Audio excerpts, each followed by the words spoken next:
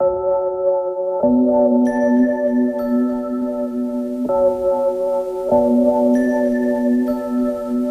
chapter 10 verse 17. వినుట వలన విశ్వాసము కలుగును. వినుట క్రీస్తును గూర్చిన మాట వలన కలుగును. దేవుని వాక్యము వినుట వలన విశ్వాసము కలుగుతుందని దేవుడు బోధిస్తున్నాడు. వినుట క్రీస్తును గూర్చిన వాక్యము వినుట వలన విశ్వాసము కలుగుతుంది. దేవుని వాక్యమును వినుట వలన దేవుని యొక్క స్వభావం మనకు అర్థమవుతుంది. దైవిక స్వభావము విశ్వాసులకు అర్థమవుతుంది. వినుట వలన విశ్వాసము కలుగుతుంది. హెబ్రీయులకు రాసిన పత్రిక 11వ అధ్యాయము 1వ వచనమును చదువుకుందాం. విశ్వాసమనున్నది నిరీక్షింపబడు వాటి యొక్క నిజ స్వరూపమును, అదృశ్యమైనవి ఉన్నవనుటకు రుజువై ఉన్నవి. విశ్వాసము ద్వారా అదృశ్యమైనవి మన కన్నుల ద్వారా మనం చూడగలం. విశ్వాసము వినుట వలన మన హృదయములో కలుగుతుంది, మనలను బలపరుస్తుంది. దైవిక స్వభావమును మనం గ్రహించగలుగుతాం.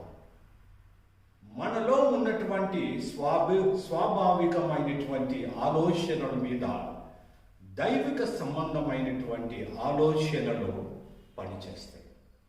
దైవిక సంబంధమైనటువంటి స్వభావం మనలో కలుగుతుంది.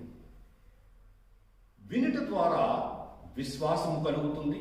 విశ్వాసము ద్వారా మన హృదయములో దైవిక స్వభావము కలుగుతుంది. దైవిక స్వభావము కలిగినప్పుడు అదృశ్యమైనవి మనం చూడగలం. విశ్వాసము లేకపోతే మనం అదృశ్యమైనవి మనం చూడలేము, వాటి గురించి నిరీక్షించలేము. మనలో నిరీక్షణ ఉండకపోతే అదృశ్యమైనవి ఉన్నవి అనుటకు రుజువు మనలోని ఉండదు. దైవిక స్వభావం మనలో కలిగినప్పుడు మనము అదృశ్యమైనవి ఉన్నట్లుగా వాటి కోసం నిరీక్షించగలము.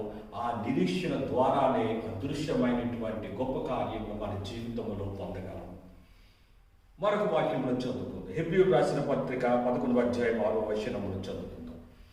విశ్వాసము లేకుండా దేవునికి ఇష్టడై ఉండుట అసాధ్యము.